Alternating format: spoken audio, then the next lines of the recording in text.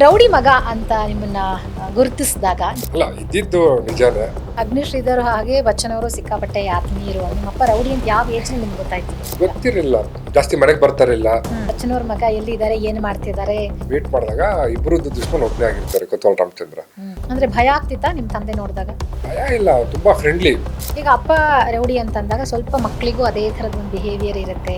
ಚಾನ್ಸೇ ಇಲ್ಲ, ಯಾಕಂದ್ರೆ ಒಂದ್ಸತಿ ಕರೆದ್ಬಿಟ್ಟು ಹೇಳಿದ್ರು ನೋಡು, ನಾವೆಲ್ಲ ಅವಾಗ ಬೆನ್ ಜಾನ್ಸನ್ ಅಂತ ಒಬ್ಬ ಅಥ್ಲೀಟ್, ನಾನು ನೋಡಿದಾಗ ಹಂಗೆ ಇದ್ದೆ. ತುಂಬ ಆಪ್ಷನ್ಸ್ ಇತ್ತು, ಅಗ್ನಿ ಪರಿಸ್ಥಿತಿ ನಮ್ದು. ಅವಾಗ ಅಕಾಡೆಮಿ ಸ್ಟಾರ್ಟ್ ಮಾಡ್ತಿದ್ದೆ, ಅವಾಗ ಒಂದು 10 ಮಕ್ಕಳಿಂದ ಸ್ಟಾರ್ಟ್ ಮಾಡೋದು. 2017 ನನಗೆ ಇಬ್ರು ಬ್ಲೈಂಡ್ಸ್ ಮಕ್ಕಳು ಸಿಗ್ತಾರೆ.